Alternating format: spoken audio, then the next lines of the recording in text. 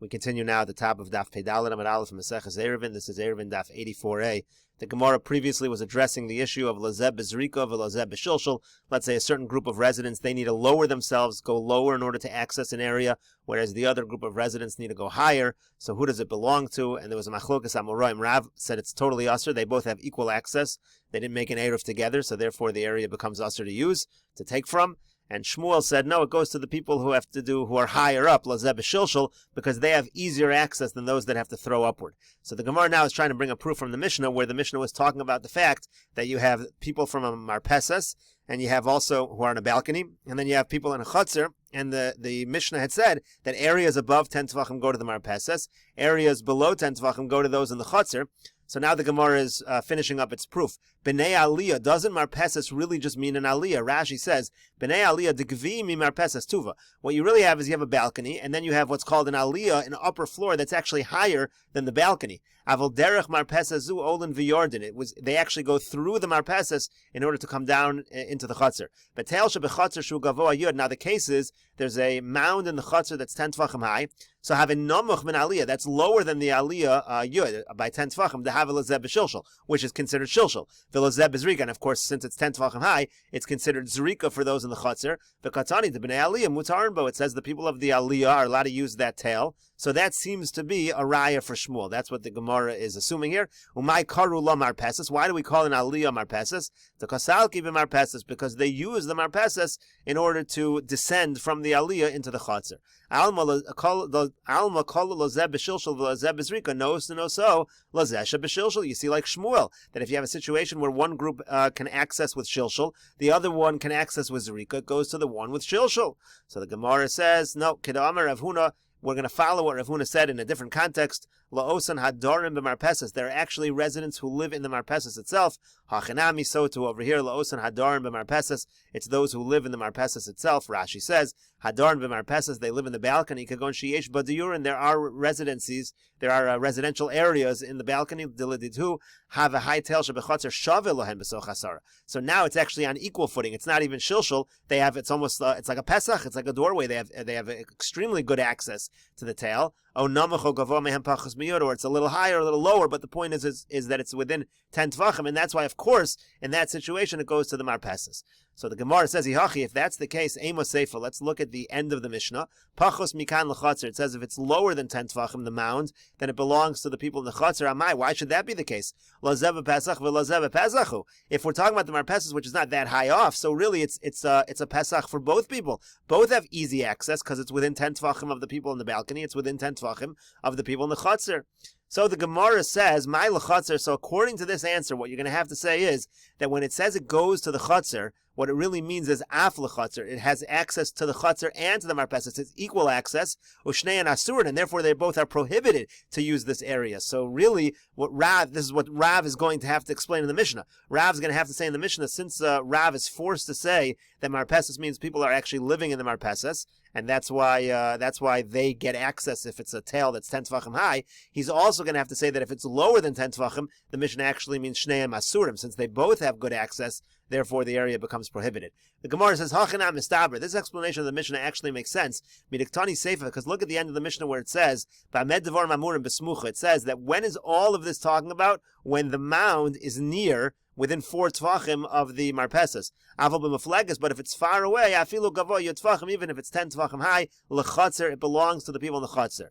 So how do you explain that l'chatzir? So my l'chatzir, what does it mean it belongs to the people in the chatzir? Ilema l'chatzir v'shari. If you mean that it belongs to the people in the chatzir and they can use the area, amai, why should that be reshusa de tarvayu? It's equally inconvenient for both sides. The people in the chatzir have to throw, it's 10 tvachim high, and the people who are in the marpeses, so they're distant, it's on an equal level to them, but they're distant, they're far away from it. Ela my l'chatzir, af l'chatzir. Obviously what it means is, it even belongs to the chatzir. They have equal difficulty in accessing this area. Ushnei and asurin, and they're both going to be prohibited. Hachanami, my l'chatzir, af l'chatzir, ushnei and asurin, shvamino. That's what it means over here as well. So Rashi over here explains, Hachanam mistaver, the my l'chatzir, af l'chatzir, kamer v'diur marpeses askinan. It makes sense to say we're talking about people who live in a marpeses, and we're talking about even for the chatzir. Midiktani Seifa Muflegas Afila Gavoyot have a Chotzer name of the Shari Lashtamusha. You can't say that the people of Chotzer can use the area. Am I? Why should that be? Nehi Nami Demai Marpesis B'nei Aliyah. Let's even assume that Marpesis means people in an Aliyah. Let's assume the first way.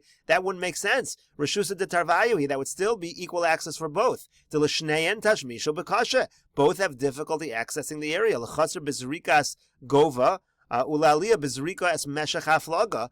The people who live in the Chatzar, they have to do Zrika, and the people who live in the Aliyah, they have to do Zrika across, and they also have to go down. Now, granted, Shmuel says that Shilshul is easier access than Zrika.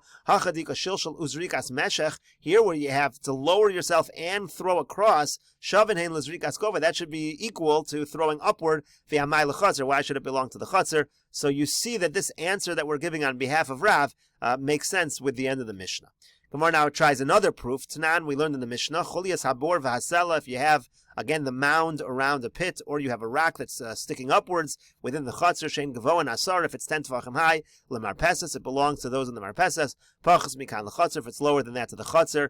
So again, the Gemara is assuming that Marpeses really means they live in an Aliyah, so it's a situation of Lazeb B'Shilshul and Lazeb B'Zrika, and it seems to be a proof that we give it to the one L'Shilshul. Amar Ravuna answers again on behalf of Rav, La'osan Hadarim B'Marpeses. No, we're talking about those who live in the Marpeses, so they have very easy access in this situation, and that's why the people of the Marpeses, if it's 10 Tvachim high, they get to use that area. Gemara says, Teinach Sela, that makes sense by a rock, that is an area that is high up. Bor Ma'ika Lemember, but what are you going to say by Bor? In the situation of Bor, as Rashi here explains, Teinach Sela Dahavel of Neymar Pesach Kepesach Shal Gabov Havitash Mishdidei. The Gavoa Shavelenhu, it's very easy access to the rock because it's at the same level and it's right across from them. But what do you do with a bore? You don't go on top of a bore. You have to go in and lower yourself into the bore. So tashmishto b'shilshul hu afil of neimar pesach. That's shilshul even for those who live in a balcony. Shari mikarkiaso dolan. They have to lower. Ushma mina the whole of nei chatzar tashmisho b'zrika shenichol l'mal zelam kein zorgen d'li l'mal v'nachulya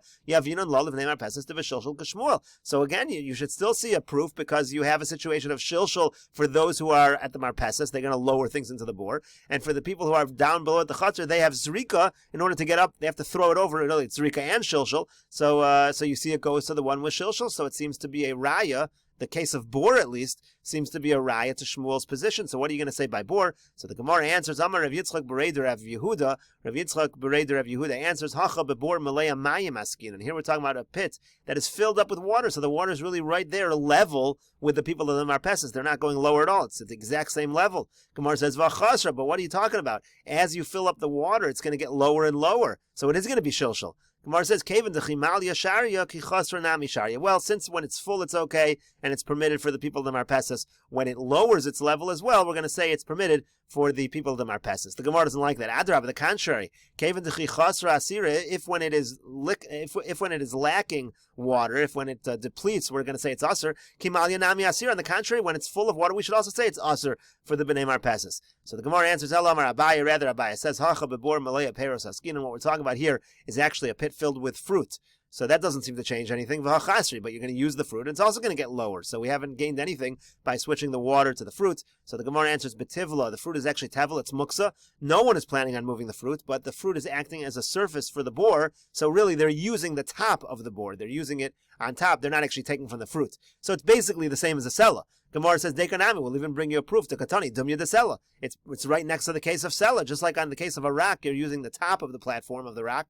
So too over here, Shma Mina, so too over here, we see you're using the top of the bore. But the Gemara still doesn't like that. Why do you have to have two cases that are identical? Why have a case of bore and a case of Sela if in both cases you're using the area on top? So the Gemara there says, Tzricha, no, you need two cases. Diyashmin and Sela, if we only had the case of the rock, the leko lemigzar, there's no possible decree to make against the people of the Marpeses to use the Sela. Aval bor, but when it comes to the pit, ligzor zimnin demalya peros misukanin, we should make a gzeira. What happens if sometimes it's filled with fruit that is not tevel? Then the people of the Marpeses will still think they're allowed to use it when that's not really true, because now they're going to take the fruit and it's going to start lowering. So tzricha, that's why we need both cases. We don't make such a gzeira. We're not worried you'll get confused in a situation where the fruit is not tevel with a situation where the fruit is tevel.